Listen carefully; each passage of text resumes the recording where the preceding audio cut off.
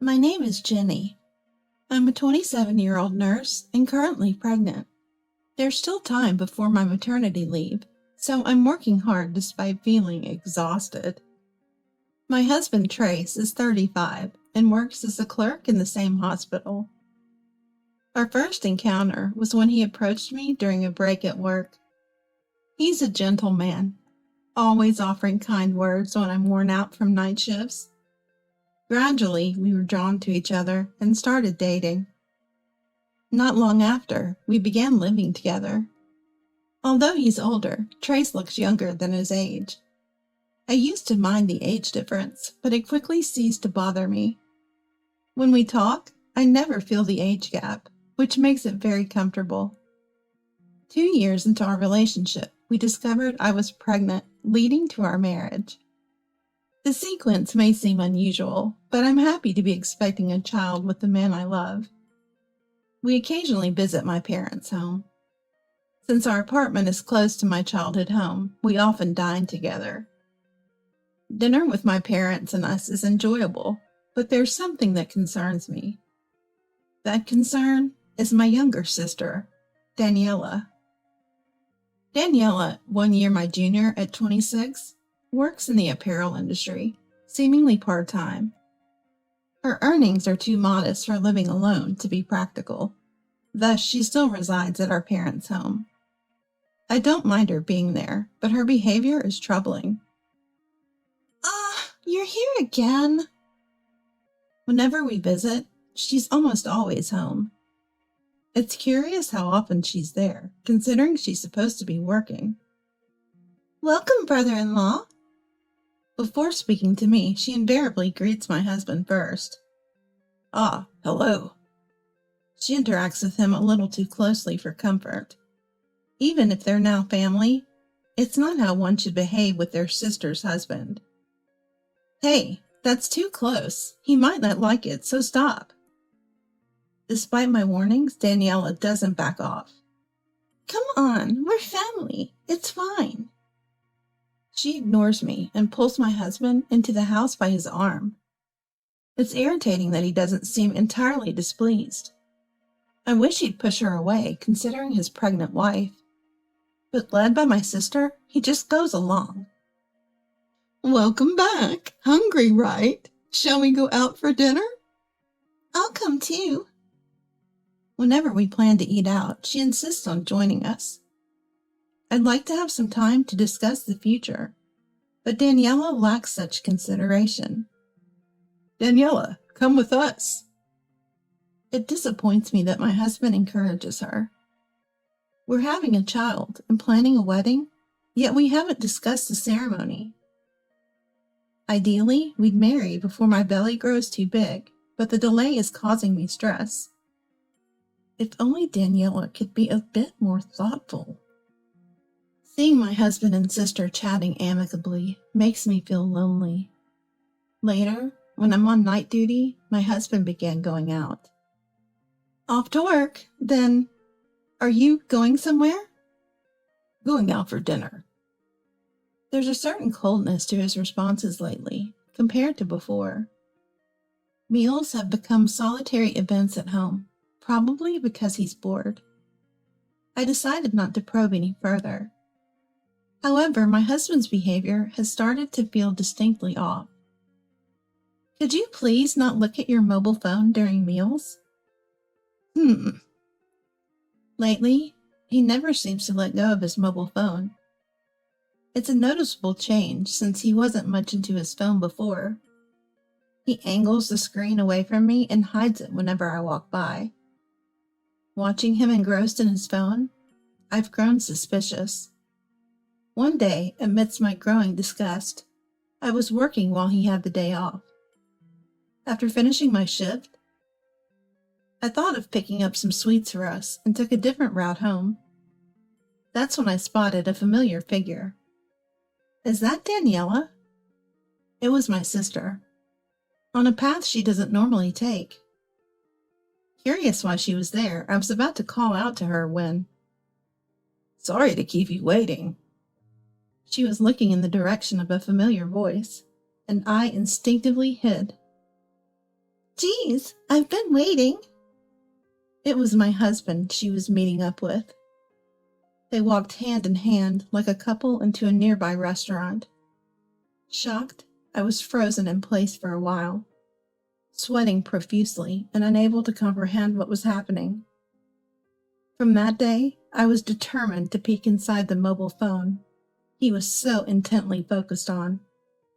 But he was always carrying it, making it a difficult feat. So I played the part of a devoted wife to the hilt. Welcome home. Back, huh? Dinner's unusually fancy tonight. I laid out a feast I had painstakingly prepared. Once the baby's here, it'll be harder to have these quiet dinners, right? So I thought we should cherish our time together while we can. I arranged his favorite dishes and included wine and whiskey. Right? The food looks really delicious. He was in a good mood, drinking more quickly than usual. Once I confirmed he was fast asleep and snoring, I made my move to check his phone. It was troublesome to prepare various dishes and drinks, but it was a surefire way to look at his phone. There wasn't a password before, but now he had set one. I racked my brain and tried every pen I could think of. Then, my sister's birthday. A 4-digit number came to mind. No way. My hand shaking, I typed it in. And to my dismay, the phone unlocked. Realizing the truth about my husband and sister, I was overwhelmed with anger. I wanted to wake him up and confront him right then and there. But I restrained myself, focusing instead on gathering evidence. There it is. This is it. Reading the text, the conversation between my husband and sister was unbearable. Today was fun. Can't wait to see you again soon. I feel the same. I can't wait to hold you. Me too. I want a big hug. Next time, shall we go there? Yeah, I'd like that. How about the place in front of the station? Sounds great. Let's definitely go to a hotel next week. It seems that my husband and sister haven't actually committed adultery yet. A meal might be considered cheating enough, but it could be dismissed too easily. I was set on punishing my husband thoroughly for meeting up with my sister behind his pregnant wife's back. Now that I knew their plans to go to a hotel, I could stop them. But I chose not to. I no longer loved a husband with such scant regard for becoming a father. On the day my husband and sister were to meet, I was at work, but took some time off to follow them. My growing belly made it risky to be spotted. Despite the stress and physical toll of tailing them, I was determined not to give up until I had solid evidence. Just like the text said, they met at the station and went straight to a hotel. I hurriedly captured photos and also took a video just to be sure. After completing my task, I returned to work and resumed my duties as if nothing had happened. The stress caused contractions, and I had to start taking medication. It felt wrong to put my unborn child through this, but I kept my spirits up. The days of getting my husband drunk to check his phone continued. Their hotel visits seemed to have dissolved any remaining restraint they had. On days I worked and he was off, they made plans to go to a hotel with high frequency. The thought of two adults exchanging embarrassingly intimate texts made me nauseous. Yet I diligently photographed these messages with my phone to keep as evidence. Filled with a sense of futility, I carried on with the task. It's been 2 months since my husband and sister started their affair. I've confirmed 10 hotel visits. Going out for drinks with friends today. Can't do it once the baby comes, so I want to meet up while I can. Sure, have fun. Lately, he's been using the transparent lie of drinks with friends to meet my sister. Feeling the limits of following them, with my now noticeable pregnancy, it's about time to move to the next phase of my plan. With 6 weeks until my due date, I've started my maternity leave. Now that I have more time at home while my husband is at work, I can move freely. You should rest at home. It's not long until the birth. Thanks, I will. But instead of resting, I've been busy because of my husband. I hid my plans from him as best as I could, filled with irritation. When he left for work, I decided to go to my parents' house to report everything. As usual, my sister was there. Your belly's gotten so big. It must be tough. Just over a month until the birth. It's heavy and a bit difficult. It's gotten so big, it doesn't even look like a woman's body. She seemed utterly clueless about me knowing about her deeds. Perhaps she was reveling in the superiority of sleeping with her brother-in-law. I felt nothing upon hearing my sister's snide remarks. I actually have something to talk about. I called my parents and sister into the living room and began talking about my husband and sister's affair. Simply put, Daniela and Trace are having an affair, so I'm planning to sue for compensation in the divorce proceedings. As I said this, all three were visibly shaken. An affair? Yes, an affair between my husband and Daniela. What do you mean? My parents were flustered while my sister desperately made excuses. What? Just because you're not getting attention from your husband with that big belly, don't blame me. My sister's loud, sweating figure was almost comical. Sure, we met up after work for a meal, but that's not cheating, right? You're too narrow-minded to label that as infidelity. Ignoring my sister's outburst, I showed the mobile phone screen to the three of them. If there had been a hint of an apology, it might have been different. Here, this is the evidence. I displayed the photos and videos of my sister and husband entering the hotel. My sister, who had ridiculed me, froze with shock at the sight. Upon comparing the evidence photos with my sister, my parents were outraged by this unimaginable scenario. Mom, reaching her boiling point, glared at my sister with a coldness I'd never seen before.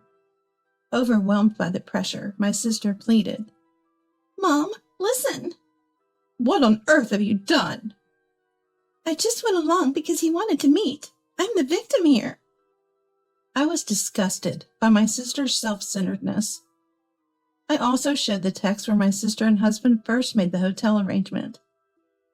Looking at this, it clearly seems like Daniela was the one inviting. Don't think you can get away by blaming others. My sister, unable to find words, just trembled with clenched fists. I'll be claiming a hefty compensation in the divorce case later. Reflect on what you've done. Oh, and by the way, you can have that man once I divorce him. I declared my intention to leave the family home.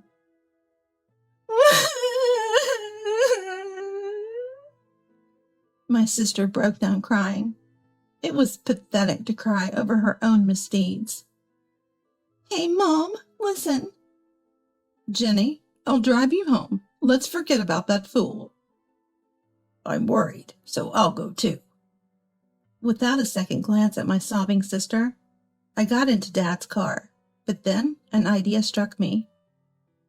Oh, right. I have somewhere I want to take Daniela. After I explained to my parents, they both nodded. We took my sister and drove off. We were heading straight to my husband's parents' house. Father-in-law and mother-in-law said they wanted to give us an early baby gift. Can you come straight to your in-laws after work? I can. I had lied to my husband, calling him to his parents' home. I'm back. Is Jenny here? Upon arriving at his parents', my husband was surprised to find the whole family gathered. Sit down. Yes? He glanced at Daniela's pale face and must have understood everything, trembling and meekly taking a seat. Without any concern for my cowering husband, I presented the evidence of his affair just as I had at my parents' house. He glanced briefly at the evidence before quickly looking away, seemingly uncomfortable. Then he mumbled a feeble excuse. We just had tea at the hotel. Ha, you disgrace! Doing such foolish things when your wife is about to give birth. I'm sorry. Father-in-law and mother-in-law, who were very decent people, offered a profound apology for my husband's thoughtless actions. Since father-in-law and mother-in-law are not at fault, I have no intention of holding them responsible. I said to my husband and sister with a smile, "It's okay, don't worry about it. Just a little affair. I'll be claiming $200,000 in alimony during the divorce, so it's fine." My husband and sister were stunned by the amount of money. "You don't have to solve this with money, but please feel free to claim as much as you want in the divorce settlement." "I prefer he pays for it, so please don't assist him." "We won't give any assistance. We never want to see him again." Then my parents also said, "We'll make our daughter pay half. Let them take on debt and pay the divorce settlement. Daniela, you won't see us again. We will not support you." So unfair." My sister and husband were quickly disowned by their parents. Seeing their desperate faces, knowing they faced a heavy divorce settlement, gave me a sense of relief. In fact, I had been shouldering my husband's debts. He had accumulated $50,000 in gambling debts, most of which I had repaid. He could erase his debts thanks to me, and I, lovingly, had willingly paid. Looking back, I regret it all. But then, I thought of claiming not only the divorce settlement and child support, but also the money I paid for his debts. That total would come to $200,000. I found the idea of $200,000 far more appealing than a cheating husband. The thought of the money made me excited rather than sad about the divorce. After that, I never returned to the apartment I shared with my husband. My debt-ridden ex and sister moved into a cheaper apartment immediately. I went back to my parents' home to spend the rest of my pregnancy in peace. My sister never apologized until the end, but my husband must have realized his foolishness. He called me repeatedly after I returned to my parents' house. Annoyed, I answered the phone, just once. "What?" "I'm sorry. I won't cheat again.